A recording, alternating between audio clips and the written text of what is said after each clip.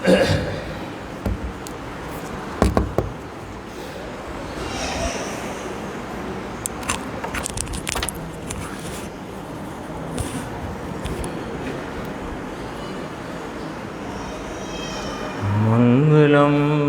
भगवान वीरो मंगलम गौतमो गणी मंगलम कुंद कुंदार्यो जैन धर्मोस्तु मंगलम सर्वमंगलमांगल्यम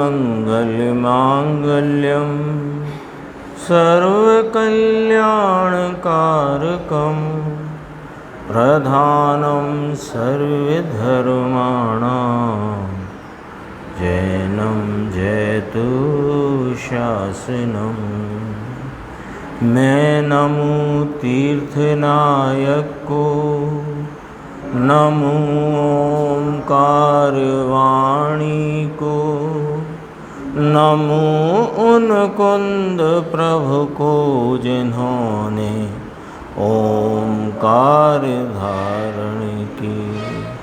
अहो उपकार जिनवर का, कुंद का दिव्य वाणी का, जिन कुंद ध्वनि दाता उन कहान स्वामी का। रम्यूण जिणम वीरम अनंत वर्णानदंसन सहावं भोक्ष्यामिनियम सारम केवली शुद्ध केवली फणिदम। नियम सार जी परमागम ग्रंथ की अपनी स्वाध्याय चल रही है और अभी जो गुरुदेव श्री का सीडी प्रवचन 306 और 307 नंबर मोक्ष अधिकार की अंतिम गाथाएं समय सार परमागम में, उनकी चर्चा कल गुरुदेव श्री के व्याख्यान में बहुत स्पष्टपने आ गई थी और आज भी उसी संदर्भ से कुछ चर्चा आई है।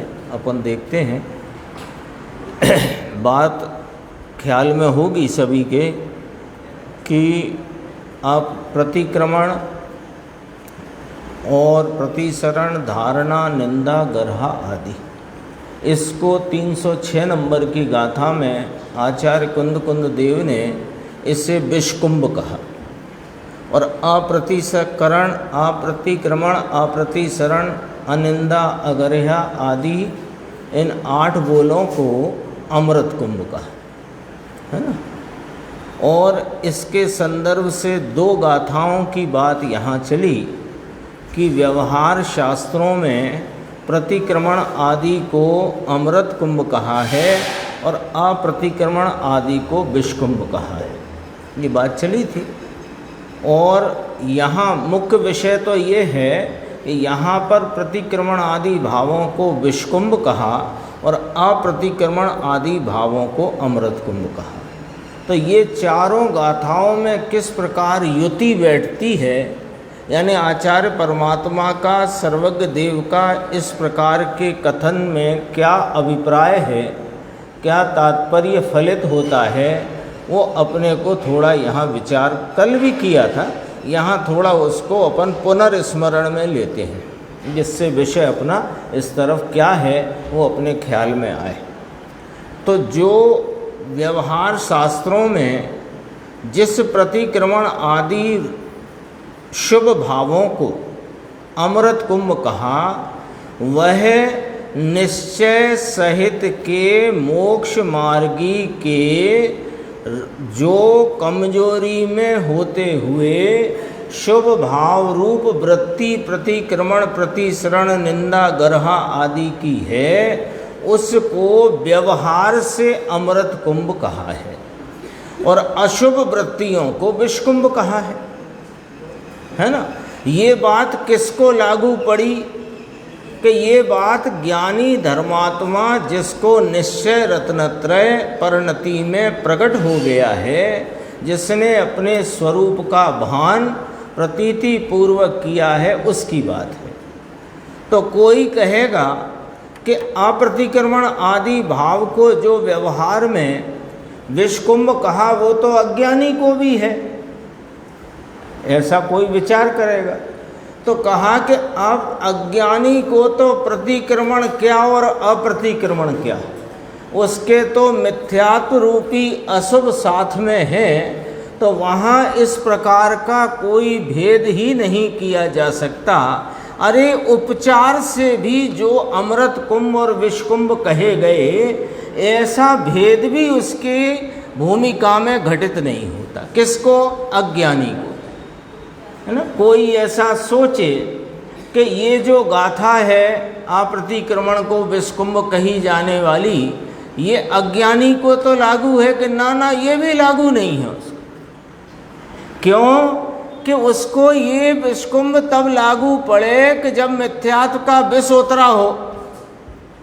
अभी तो मिथ्यात्व का जहर चढ़ा है ना, तो इसको विषकुंभ कहकर और उसके शुभ भाव को अमृत कुंभ कहें, तो जब शुभ भाव पर अमृत कुंभ का आरोप नहीं, तो इस पे विषकुंभ क्या कहना। हाँ, ये थोड़ा एंगल और पकड़ना चाहिए, ठीक है ना। इसको अपन ऐसे नहीं कह सकते ये ज्ञानी की ये अज्ञानी की, कि ये वाली बात जो है शुभ भाव का आरोप ज्ञानी को किया गया है, अशुभ तो सबको ही है। सबको तो है, पर यहाँ तो आरोप भी नहीं है, वो चर्चा अपन अभी देखेंगे। तो फिर इसमें आरोप अमृत कुंभ का किसको है? कि जिसके निश्चय परिणति प्रकट हुई है, अपने स्वरूप का भान हुआ है, उसको जिसने तीसरी भूमिका में कदम रखा है, अथवा जिसको तीसरी भूमिका वर्तती है। तीसरी भूमिका का यहाँ वर्णन आज भी आया, कल भी आया था, कि शुभ अशुभ को छोड़कर अपने गायक भगवान का आलंबन लेकर जो शुद्ध भाव रूप भूमिका है, उसका नाम तीसरी भूमिका है। जिसको तीसरी भूमिका प्रगटी है, उसको यह अमृत कुंभ शुभ भाव आरोप से कहा जाता है। ये बात हो गई। तो फिर यहाँ जो 307 नंबर की गाथा में अप्रतिक्रमण को अमृत कुंभ कहा, सो क्या है? कि यहाँ अप्रतिक्रमण को अमृत कुंभ इसलिए कहा है कि यहाँ शुभ अशुभ भाव दोनों ही नहीं, ऐसे शुद्ध भाव रूप भूमिका को, क्योंकि उसमें वो आनंद आदि वीतरागता शांति का भाव वर्तता है, इसलिए वहाँ अमृत बहता है, तो अमृत कुंभ कहा गया। ये चर्चा हो गई थी, अपन ने 5-7 मिनट इसमें पुनर्स्मरण में लिए। अब देखो आज की चर्चा अपन देखते हैं। 239 पेज एक प्रश्न है मुमुक्षु का, कि ज्ञानी को दोनों दोष घटते हैं। प्रश्न, ज्ञानी को दोनों दोष घटते हैं। दोनों दोष क्या लेना, समझ लो पहले तो। दोनों दोष क्या? कि एक जो राग रूपी दोष है वो भी घटता है, और एक अशुभ रूपी दोष घटता है। तो एक तो राग रूपी दोष घटना, क्यों राग को दोष गिनना कि निर्दोष गिनना, पहले यहाँ से चलती है बात। राग दोष है कि निर्दोष भाव है? शुभ राग दोष है कि निर्दोष है? निर्दोष। लेकिन शुभ अशुभ को जब देखा जाए तो उसमें अशुभ दोष रूप है, अधिक दोष है, ऐसा करके अपन उसको समझ सकते हैं। तो दोनों दोष घटते हैं क्या, ऐसा प्रश्न किया। यानी ज्ञानी को राग रूप दोष भी घटता है, और जितना शेष राग है उसमें अशुभ दोष भी घटता है, ऐसा पूछा गया। उत्तर, इसको दोष घटा है, इसको इसका व्यवहार सहज दोष घटाता है। ये जरा लाइन समझना है ना। ये इसको दोष घटा है, इसका व्यवहार सहज दोष घटाता है। पहले का दोष घटा है, उसका अर्थ समझना।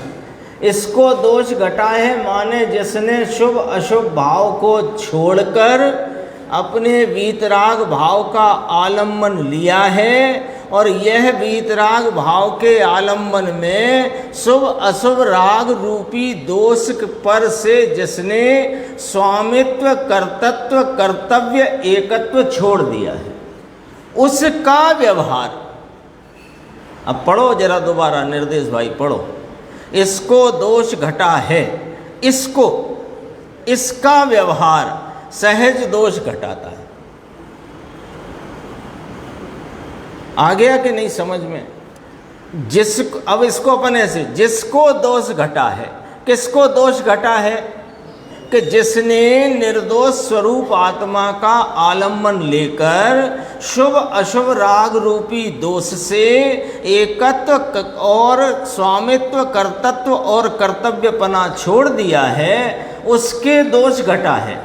उसके जो दोष घटा है उसके जितना शेष राग है, अभी पूरा वीतराग तो नहीं हो गया है, तो जितना शेष राग है उस राग में जितना व्यवहार नाम शुभ भाव है, वो उसको, जिसको शुभ अशुभ भाव से रहित निर्दोष वीतराग भाव की दृष्टि, प्रतीति, भान, आस्वादन हुआ है, उसको, उसकी परिणति में शेष रहा व्यवहार दोष घटाता है सहज ही।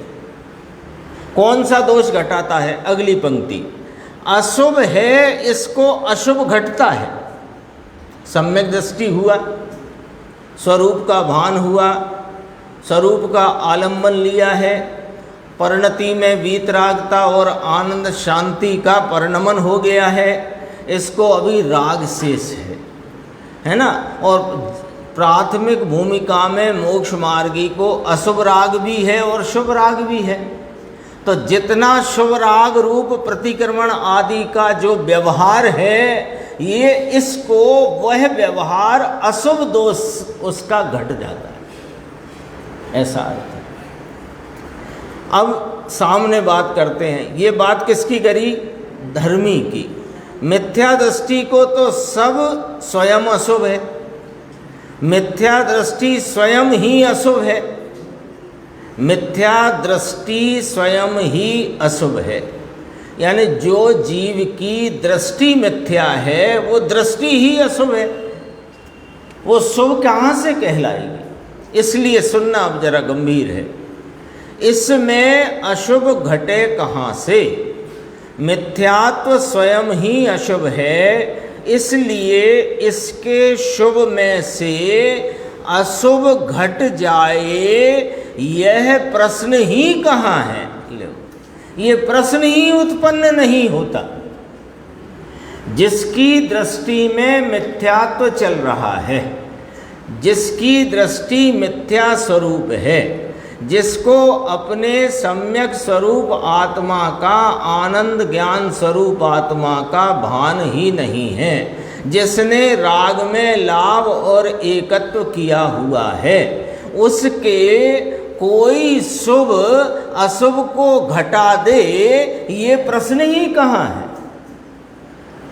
तो देखो साहब, शुभ अशुभ भाव तो चलते हैं ना क्रम से, ऐसा तो है नहीं कि अशुभ ही अशुभ रह गया है उसके। तो कहा कषायों की तीव्रता, मंदता और उसके निमित्त से होने वाले कर्म बंध की अपेक्षा से वहाँ शुभ अशुभ गिनने में आया है, लेकिन वह शुभ भी दृष्टि के मिथ्यात्व रूपी अशुभ के कारण अशुभ के खाते ही जाता है। समझ में आ गई बात? हाँ, जो अज्ञानी हैं अनादि के जीव, क्या उन्हें शुभ नहीं होता? शुभ नहीं होता तो दो इंद्री, एक इंद्री से तो निकले ही, और दो इंद्री में भी आकर के संगी पंचेंद्री पना प्राप्त कर लिया है, तो अशुभ के भरोसे थोड़ी किया होगा। यही जीव अनादि से अज्ञान के वश, मिथ्यात्व के वश चार गति में परिभ्रमण करता रहा। अक्षय तो देवगति गया कि नहीं गया? आगम कहता है कि 2000 सागर की जो त्रस आयु कही गई है आगम में, उसमें 1300 सागर तो इसने देवगति में निकल, तो वो अशुभ से तो नहीं गया था, वहां गया तो शुभ भाव से ही था। जो ये शुभ और अशुभ क्या है और मिथ्यात्व क्या है, ये समझना जरा, कि कषायों की मंदता और तीव्रता के अपेक्षा से कषाय में पड़ने वाले भेद, जिनके निमित्त से शुभ अशुभ या पुण्य पाप रूपी कर्म बंद होते हैं, उनकी अपेक्षा से जीव के अशुद्ध भावों में ये शुभ अशुभ नाम के दो भेद कहने में आए हैं। ठीक है, लेकिन इन शुभ अशुभ भावों में जिनको एकत्व वर्तता है उसको मिथ्यात्व कहते हैं, और यह मिथ्यात्व स्वयं अशुभ है। अब जिसको मिथ्यात्व है उसकी पूजा है ना, वो कल्पद्रुम मंडल विधान, सिद्ध चक्र मंडल विधान और जो कुछ भी करे, तो कषाय की मंदता तो होए उसको, लेकिन वह शुभ भाव दोष घटाने वाला कहने में नहीं आता। ये वाली बात देखो, इसलिए यहाँ ऐसा लिया है, मिथ्या दृष्टि के शुभ भाव की तो बात हम करते ही नहीं, मिथ्या दृष्टि के शुभ की बात क्या करें, यानी उसकी कषायों की मंदता वाले भावों की बात हम क्या करें, वो तो मिथ्यात्व रूपी अशुभ से लिप्त है, लिप्त है। थोड़ा एक उदाहरण देते हैं थोड़ा सा इशारे के लिए, कि जैसे कोई व्यक्ति कीचड़ से सना हुआ है, कीचड़ से सना हुआ है पूरा ही, अब उसके ऊपर थोड़ी सी सफ़ेदी लगा दो या थोड़ा सा कोयले की कालिख लगा दो, तो क्या हो गया, तो दृष्टि की विपरीतता में, राग के एकत्व रूपी मिथ्यात्व में वह पहले ही अशुभ से लिप्त है, उसकी तो हम बात ही करते नहीं। देखो अब शब्द पढ़ो, फकत मात्र सम्यक दृष्टि के शुभ भाव की बात करते, यानी जिसको सम्यक दर्शन है, शर्त है ये शर्त काय की है कि ये व्यवहार की शर्त है। जितना व्यवहार जिनवाणी में बताया गया है और जिस जिस प्रकार का व्यवहार जिस जिस भूमिका में होता है, उसका वर्णन आगम में जिनवाणी में आया है, उसकी लेकिन एक शर्त है। क्या शर्त है? कि जिसको सम्यक दर्शन है वह उसको व्यवहार है, अन्यथा व्यवहार भी नहीं है। देखो, जिसको सम्यक दर्शन है उसका व्यवहार सर्व दोष को दोष सर्व, अब जरा थोड़ी गंभीरता से देखना, दोष सर्व किंतु सर्व दोष को अंश अंश घटाता है, और तीसरी भूमिका सर्वथा घटाती है। अब समझ लो ये बात, यह क्या कही गई है। देखो टीटू भाई साहब क्या बात कही, किसका व्यवहार?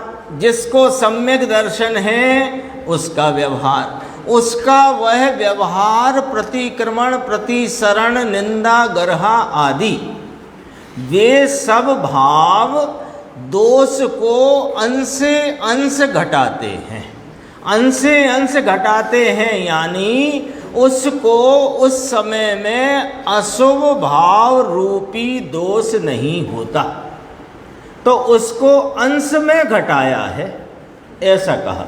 ठीक है, लेकिन जो तीसरी भूमिका है, जो स्वरूप के आलंबन की भूमिका है, वो स्वरूप आलंबन की भूमिका वह सर्वथा दोष को घटाती है।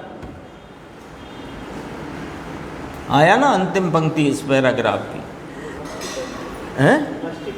वो नष्ट करती है, क्योंकि जितना, वो सीधा सीधी बात है। देखो, उपयोग जो प्रशस्त निमित्तों में जुड़ा है वहाँ शुभ राग है, तो शुभ राग है तब अशुभ नहीं है, तो अशुभ नहीं है लेकिन शुभ है, तो दोष तो है।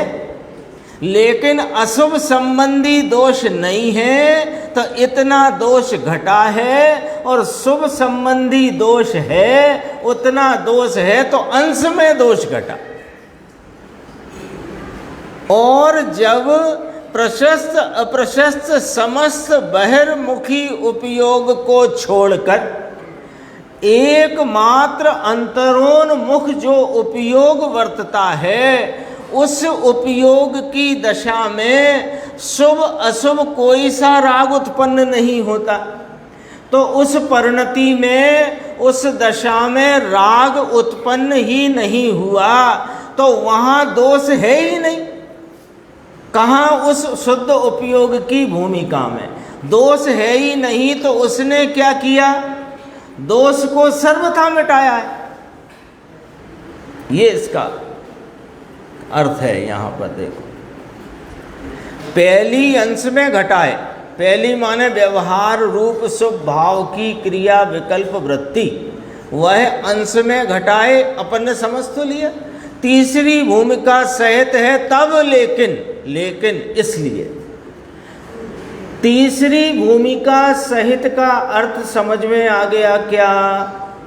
कि जिसको शुद्ध उपयोग रूप तीसरी भूमिका प्रकट हुई है, उसको रहे हुए राग में जो शुभ राग है वह अंश में घटाता है नाम, उस समय वह अशुभ से अशुभ को घटाता है, ऐसा कहने में आया। ठीक है, लेकिन कौन को? तीसरी भूमिका से है। फिर देखो एक नीचे प्रश्न, अभी देखो, ज्ञानी को, अभी अपन ने ऊपर क्या पढ़ा? ज्ञानी को, स्वरूप के भान वाले को अशुभ संबंधी दोष भी घटते हैं, और जो दोष रूप शुभ अशुभ भाव हैं वे भी घटते हैं। उनका सर्वथा नाश होता है, और अशुभ का नाश होकर के शुभ अंश में रहता है, तो अंश में नाश होता है। यही बात आई। तो किसको ये सब नाश होता है? ज्ञानी को होता है, अज्ञानी को तो कुछ होता नहीं। तब प्रश्न आया कि ज्ञानी को शुभ के बल से दोष घटते हैं कि दृष्टि के बल से दोष घटते हैं? व्यवहार को भी दोष घटाने वाला कहा, ज्ञानी के व्यवहार को। तो अब कहा कि ज्ञानी को शुभ के बल से दोष, बहुत गंभीर प्रश्न है, गंभीर जवाब है। ज्ञानी को शुभ के बल से दोष घट रहे हैं कि दृष्टि के बल से दोष घटे? कि ये दृष्टि का बल है इसलिए घटते हैं। बोलो, निश्चय से तो ऐसे घटते हैं, दृष्टि का बल है इसके लिए यहाँ एक देश अंश में घटते हैं। दृष्टि जहाँ नहीं वहाँ तो किंचित भी घटना फटना होता नहीं, स्वयं ही अशुभ भाव में पड़ा हुआ है। मिथ्यात्व तो वहाँ घटे क्या? मिथ्यात्व अकेला ही शुभ है। ये चर्चा अपनी हो चुकी है। एक नीचे बात है 2 मिनट की और देखो, मुमुक्षु की एक प्रश्न है, अशुभ का अभाव तो एकले मुनि को ही होता है। चिदानंद जी साहब है ना, ऐसा कहते हैं ना गुण स्थानों की भूमिका में, चौथे से छठवें तक बढ़ता हुआ शुभ, ऐसा कहते हैं ना। और अशुभ बिल्कुल खत्म हो गया मुनिराज को, ऐसा कहते हैं गुण स्थान के प्रमाण में। तो उनका प्रश्न आया कि साहेब अशुभ का अभाव तो मात्र मुनि को ही होता है, तो उसका जवाब समझना जरा, है ना। अशुभ का अभाव समकिति को होता है और कोई को नहीं होता है। अज्ञानी को अशुभ का अभाव नहीं होता, ये चर्चा बहुत हो चुकी। तो समकिति को अशुभ का अभाव होता है, तो उसके अशुभ नहीं होता कि अशुभ होता है पर अभाव होता है। समझ में आई बात? अज्ञानी के शुभ होता है लेकिन अशुभ का अभाव नहीं होता है। समझना पॉइंट जरा। अज्ञानी मिथ्या दृष्टि को शुभ भाव होता है कि नहीं होता? अभी आप हम सबको शुभ भाव है कि नहीं है?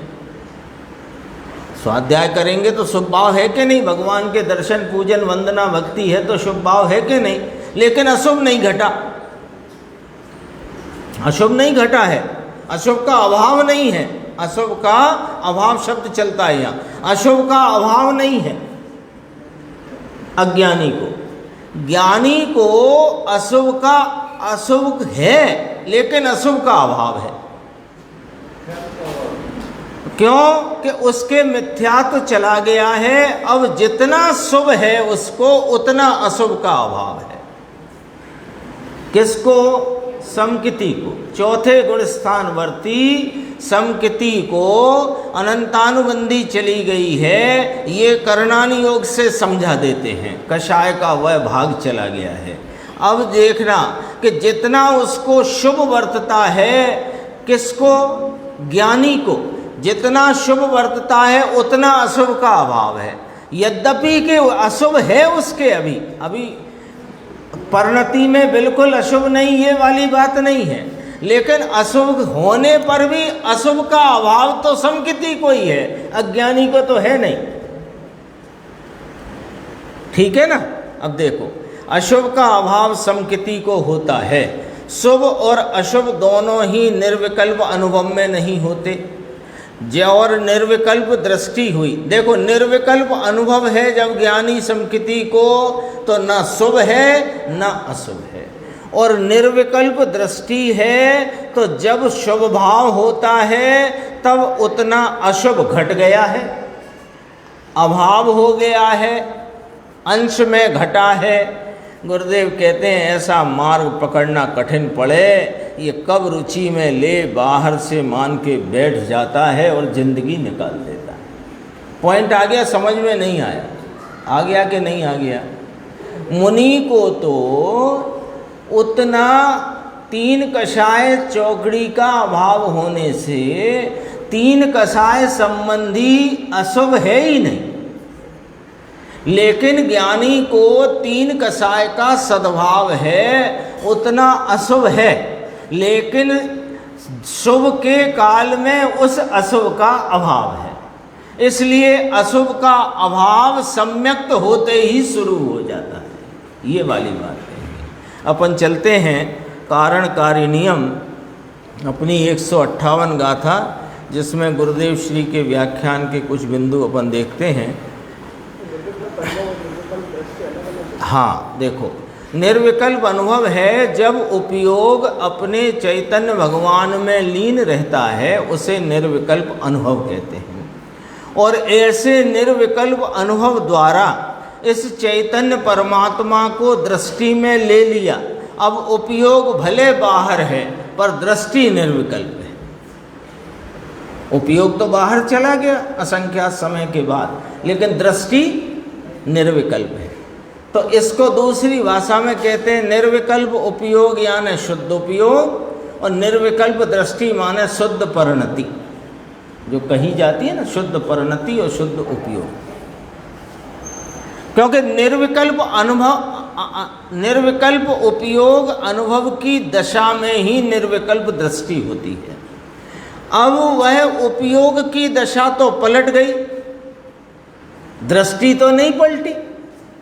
दृष्टि तो अपने चैतन्य भगवान के श्रद्धा रूप ही वर्तती है। तो निर्विकल्प दृष्टि है, वहाँ अशुभ है, शुभ भी होए अशुभ भी होए, लेकिन निर्विकल्प उपयोग है, वहाँ न शुभ है न अशुभ है। ये वाली बात कही थी। अपना ये पेज नंबर है 158 का प्रवचन, 275 नंबर पेज। हरि गीत के ठीक नीचे से ही जहाँ गुरुदेव श्री ने फरमाया है, वहाँ से अपन देखते हैं। देखो,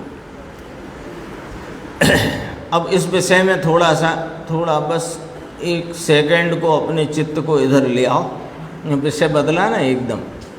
यहाँ क्या विषय चलता है कि अब तक जितने पुराण पुरुष हुए और होंगे और हुए हैं, सबने एक आवश्यक कार्य किया, उस आवश्यक के द्वारा ही उन्होंने शुद्ध निश्चय धर्म ध्यान, निज स्वात्म आश्रित शुद्ध निश्चय धर्म ध्यान और निश्चय शुक्ल ध्यान रूप जो एक आवश्यक है, उसके द्वारा ही परम पद की प्राप्ति करी, है ना।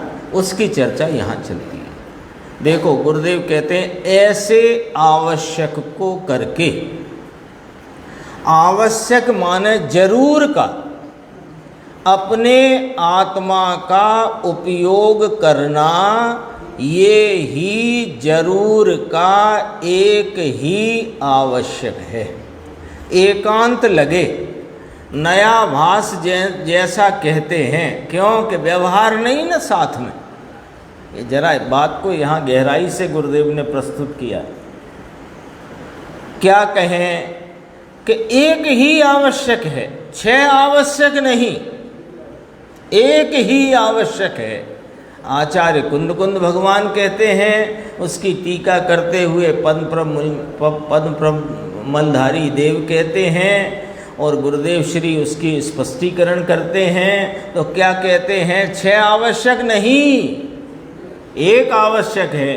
तो सुनने वाला कहे कि ये इनको नया भास है, निश्चयाभासी है, ये एकांती है,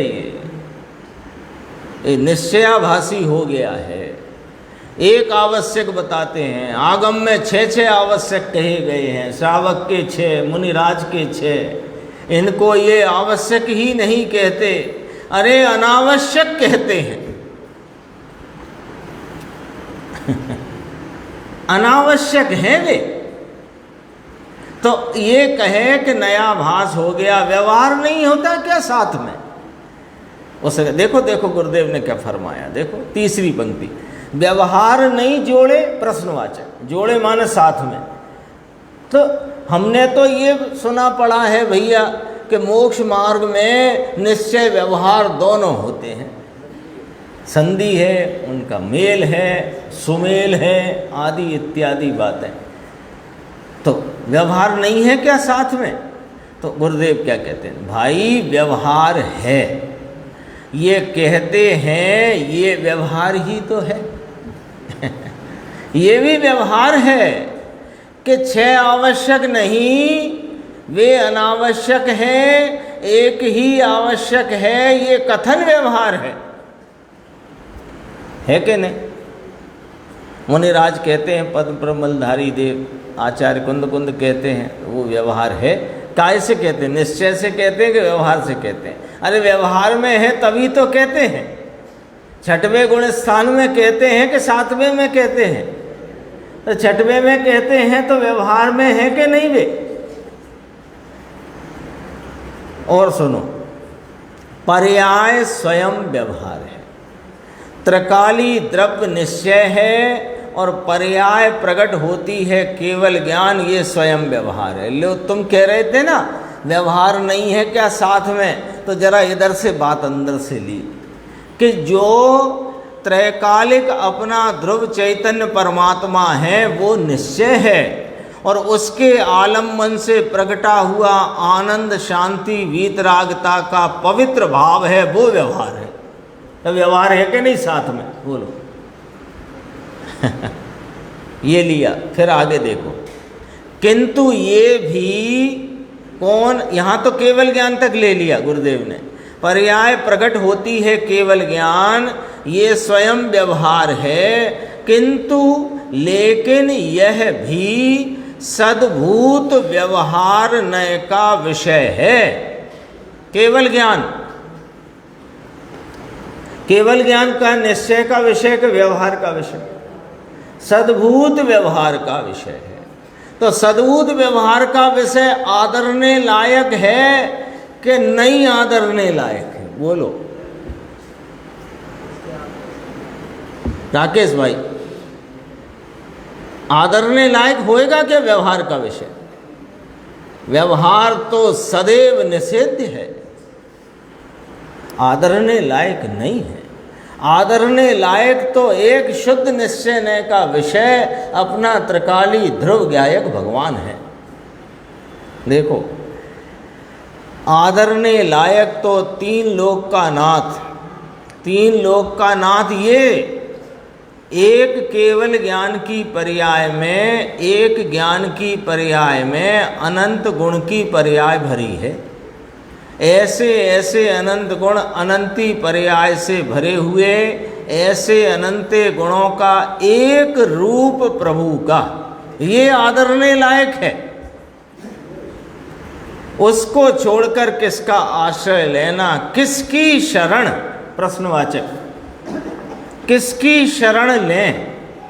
किसी की शरण है नहीं।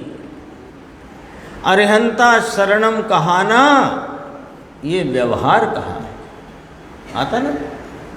अरिहंता शरणम पपज्जामि, सिद्धे शरणम पपज्जामि, साहु शरणम पपज्जामि, केवली पंडितो धम्मो शरणम पपज्जामि। ये शरण है ही नहीं, ये अशरण है। शरण तो एक यह अपना त्रिकाली ज्ञायक ध्रुव भगवान निजात्म तत्व शुद्धात्म द्रव्य है, बस। ये फिर शरण कहे तो ये व्यवहार से शरण है। हाँ, जिसने इसकी शरण ली उनको उनकी शरण है, ये व्यवहार बता रहा है। ऐसे उल्टा नहीं चलना, जरा जरा इसमें ही समझना। जो इन अरिहंत की, सिद्ध की, साधु की और केवली परमात्मा द्वारा प्रणीत शासन, चार बोल आए ना, तो इनकी जो शरण लेता है उसको आत्मा की शरण होती है। ये व्यवहार वचन है ना। अब ये व्यवहार वचन उत्पन्न क्या कैसे हुआ कि जिसने इसकी शरण ली तो वे चार की शरण इनको है, ये व्यवहार कहने में आया। उनकी शरण से यहाँ आत्मा की शरण होती है, यह बात नहीं है। जिसने आत्मा की शरण ली है उसको बाह्य में इन चार की शरण होती है, ये व्यवहार है। इसमें फर्क कुछ समझ में आया विमल भाई साहब? फर्क क्या समझ में आया कि व्यवहार से इसकी शरण नहीं है। जो व्यवहार शरण रूप कहे गए अरिहंत, सिद्ध, साधु और केवली प्रणीत शासन, ये जो व्यवहार शरण कहे उनसे आत्मा को शरण नहीं मिलती। जिसने आत्मा की शरण ली है उसको ये शरण है, ऐसा व्यवहार कहा जाता है। तो मतलब ये हुआ व्यवहार से निश्चय नहीं, निश्चय पूर्वक के व्यवहार को व्यवहार कहते हैं। सिद्धांत आ गया समझ में? दूसरे को नमस्कार, देखो 100वीं गाथा, आत्मा शरण, आत्मा मंगल, आत्मा उत्तम, आत्मा नमस्कार करने लायक है। 100वीं गाथा में आई बात। दूसरे को नमस्कार करने लायक भी नहीं। यहाँ नमस्कार का अर्थ है उपयोग, जिसको नमन करे। व्यवहार नमस्कार की बात नहीं कहते। व्यवहार नमस्कार तो जैसा व्यवहार है वैसा है, उसके इनकार नहीं, लेकिन नमन करने लायक कौन? अरे रे, ऐसी भाषा पंच परमेष्टि को भी नमस्कार करने लायक में भी शुभ विकल्प है। राग है कहो हीरा लाल जी, कभी सुना था ऐसा मार्ग प्रभु का है भाई। तेरे में कहाँ खोट है? क्या खोट है इस आत्मा में? कहाँ कमी है? पूरा है। आता इस नीचे लिया गुरुदेव, प्रभु मेरे तुम सब बातें पूरा। अभी अपन 279 पेज पे देखते हैं, 279।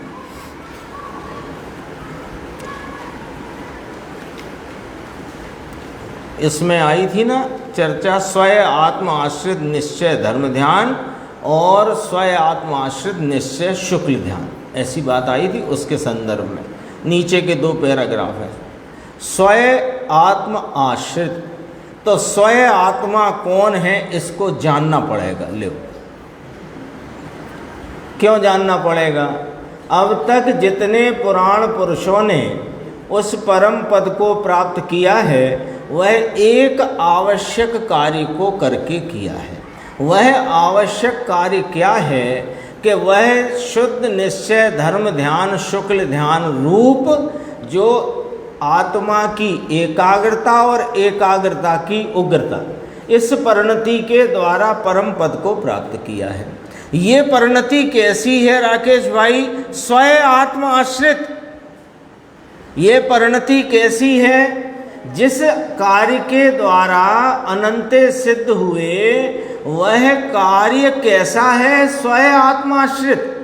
तो स्वयं आत्माश्रित है तो जिसका आश्रय लेना है उसको जानना पड़ेगा कि नहीं? ये कहते हैं पहले में पहले जानने का ये है। लो हरि भाई, पहले क्या? स्वयं आत्मा। 17वीं गाथा में कहा आई ना, 17वीं गाथा समय सारजी परमागम में, पहले में पहले आत्मा जानना। उसमें आचार्य अमृतचंद कहते हैं प्रथम तू आत्मा को जान। धन का अर्थी पहले राजा को जाने। आया ना? तो जो मोक्ष का अर्थी है तो मोक्ष जिसके आलम्बन, जिसकी एकाग्रता की उग्रता से है उसको जाने, आत्मा को जाने। आई 17वीं गाथा, वो यहाँ गुरुदेव ने याद करी। वहाँ देव गुरु को जानना, 6 काय को जानना, 6 द्रव्य को जानना, वनस्पति की दया को जानना, पहले ऐसा कुछ कहा नहीं है। पहले आत्मा, यहाँ भी यही बात कही। कौन सी गाथा? 158 नंबर गाथा, निश्चय परम आवश्यक अधिकार की अंतिम गाथा।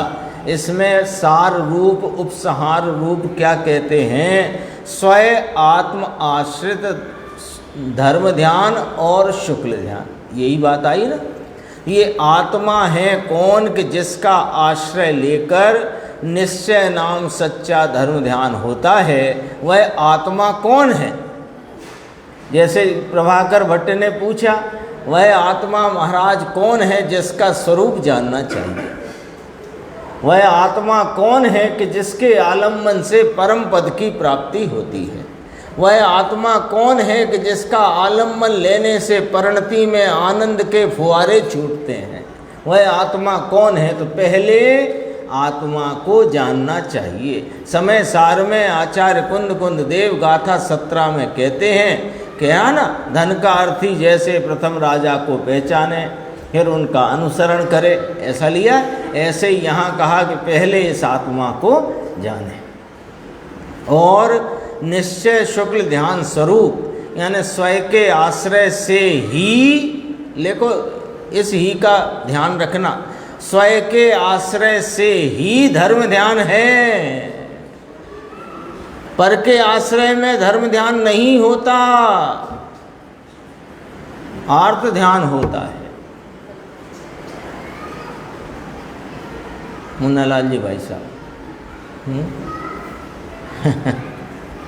पर के आश्रय में धर्म ध्यान नहीं होता। तो पंच परमेष्ठी के आश्रय में धर्म ध्यान कहाँ है कि वो व्यवहार से कहा है नहीं धर्म ध्यान। तो व्यवहार से कहा है तो व्यवहार ही तो कह रहा है कि नहीं है धर्म ध्यान। व्यवहार क्या कहता हुआ कहता है? व्यवहार यह कहता हुआ कहता है कि मैं जो कह रहा हूँ ऐसा है नहीं। देखो, निश्चय शुक्ल ध्यान, स्वयं के आश्रय से ही धर्म ध्यान और निश्चय शुक्ल ध्यान होता है। फिर शुक्ल ध्यान के लिए संगनन वज्र नाराज संगनन होए और मनुष्यपना होए और देव गुरु शास्त्र की मदद होए तो शुक्ल ध्यान होए, ऐसा नहीं है, ऐसा नहीं है।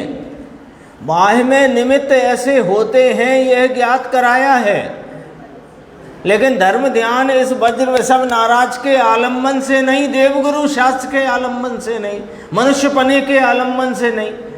पर जिसको ऐसा शुक्ल ध्यान धर्म ध्यान होता है उसको बाह्य में मनुष्यपना होता है, वज्र वृषभ नाराज संगनन आदि होता है। देवगुरु शास्त्र का आलम्बन यानी कि वहाँ उनकी शरण व्यवहार से होती है, उनसे होता है ये नहीं, क्योंकि निमित्त से होता है ही नहीं।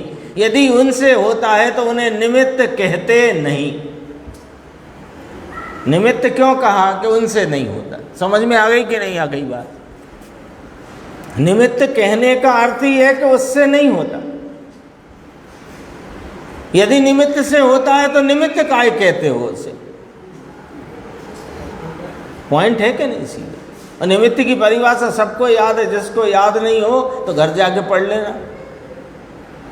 देखो ऐसा काम है स्वयं आत्माश्रित निश्चय धर्म ध्यान। कोई कहता है ये तो आगे जाते हो तो फिर कोई का आश्रय तो लेना पड़ेगा ना साहेब, ये तो आगे बढ़ेंगे तब स्वयं आत्माश्रित ध्यान होगा, तब तक तो कोई का आलम्बन लेना पड़ेगा ना। हाँ ये बात, ये वाली बात यहाँ कहीं सबके न सबके, हमारे आपके सबके कहीं फंसी है। ये फंसा है ये वाला वायरस। कौन सा वायरस? कि जब तक शुद्ध भाव की प्राप्ति नहीं हुई तब तक हमको ये सब तो करना पड़ेगा ना। ये देवगुरु शास्त्र पंच परमेष्ठी का आलम्बन तो लेना पड़ेगा ना। तो क्या यहाँ जवाब क्या आता है? देखना राकेश जी, पहले से ही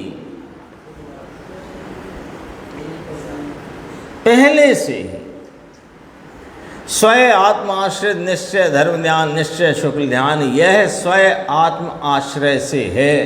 तो फिर क्या करें? अब स्वयं आत्म आश्रय नहीं है तो क्या करें? कि उस आत्मा को जानो जिसका आश्रय लेना है और आश्रय लो। दूसरा काम करने में मत समय निकालो, यूं कह रहे हैं। सब पैसा भैसा वाला पैसा दे इसलिए धर्म हो जाता है। एनु मिंडू वाले छे, यहीं तो मिंडू वाले छे, समझ गए? ये जानबूझ के पढ़ा मैंने गुजराती में कि इसको तो शून्य मार दिया, कुछ नहीं है, शून्य है। 281 थोड़ा जल्दी कर देते हैं। देखो बीच में ये बाह्य आवश्यक आदि लिया ना। अभी इतना वाक्य हो चुका अपना, स्वयं आत्म आश्रित निश्चय धर्म ध्यान निश्चय शुक्ल ध्यान, जो कि बाह्य आवश्यक आदि धर्म पूजा भक्ति वंदना नाम स्मरण पांच परमेष्ठी का स्मरण, यह सब बाह्य क्रिया कांड राग है, यह कोई धर्म नहीं है। ये बाह्य आवश्यक आदि है ना, आवश्यक जो, और इसके सिवाय दूसरे क्रियाकांड आदि ले लिया है ना। ये 6 आवश्यक आदि में और भी जो प्रशस्त निमित्तों के आलम्बन से होने वाली विकल्प वृत्ति और उसके अनुरूप होने वाली शरीर की क्रिया सब ले लेना। ये 2 शब्द हैं, आवश्यक आदि बाह्य क्रियाकांड। इससे प्रतिपक्ष जो है वह भगवान आत्मा का धर्म है, आत्मधर्म। क्या संजय भाई क्या कहा? ये जो पूजा भक्ति वंदना नाम स्मरण पांच परमेष्ठी का स्मरण करना, उनकी वंदना करना, इससे प्रतिपक्ष होता है आत्मा का धर्म, इससे नहीं होता है आत्मा का धर्म, उससे प्रतिपक्ष है। ये वाली बात कही 282 पे देखो। शुद्ध निश्चय परम आवश्यक, नीचे से जो पैराग्राफ है दूसरा, शुद्ध निश्चय सच्चा निश्चय परम आवश्यक खास जरूर करने लायक वह साक्षात अपुनर्भव रूपी मुक्ति रूपी मोक्ष सिद्धि इस रूपी स्त्री यानी मुक्ति की परिणति सिद्ध दशा की परिणति रूपी स्त्री के अनंग नाम अशरीरी सुख का कारण है। ये निश्चय आवश्यक आदि जो हैं, ये स्वयं आत्माश्रित जो हैं, ये मुक्ति रूपी स्त्री को प्राप्त करने का साधन है। ये चर्चा भी हो गई, थोड़ा सा और कुछ है तो देख लेता हूँ बस।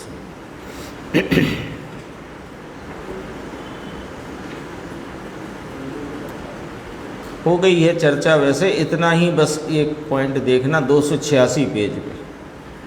फिर वो आई ना चर्चा, अप्रमत्त आदि गुण स्थानों में आरूढ़ होते हुए, याद है ना कल हुई थी, इसलिए वो पढ़ नहीं रहा मैं।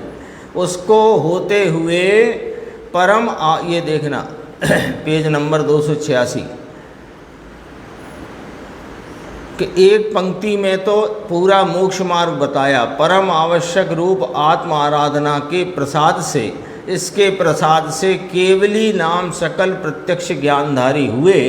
कोई व्यवहार से हुआ, महाव्रत पाले, शरीर से ब्रह्मचर्य पाले, 6 परवी ब्रह्मचर्य पाले, 6 परवी कंदमूल नहीं खाता, 24 माने रात्रि भोजन का त्याग करता है, यह शुभ भाव है। इससे धर्म नहीं होता, इससे तो धर्म प्रतिपक्ष कहा गया है। पर प्रतिपक्ष का अर्थ ये नहीं है अशुभ में जाकर, इसका प्रतिपक्ष अशुभ नहीं है, इसका प्रतिपक्ष तीसरी भूमिका जो अभी अपने मोक्ष अधिकार में चलती थी बात। तो देखो उत्तर, प्रतिपक्ष है यह तो धर्म, यह शुभ अशुभ भावों से प्रतिपक्ष है। शुभ भाव से प्रतिपक्ष लेकर अशुभ की बात नहीं कहते हैं, शुभ अशुभ भावों से प्रतिपक्ष है, ये वाली बात कहते हैं। बाल ब्रह्मचारी पना पाले तो भी शुभ भाव है। शरीर से क्रिया न हुई, ये शरीर जड़ है, जड़ की क्रिया ऐसी हुई नहीं, इसमें मान लिया कि मैं धर्म करता हूँ। अरे धर्म तो इससे प्रतिपक्ष है। ये चर्चा हुई। आगे 2 कलश हैं, उनकी चर्चा अपन आगे की स्वाध्याय में जाएंगे। शुद्ध स्वरूपी अविनाशी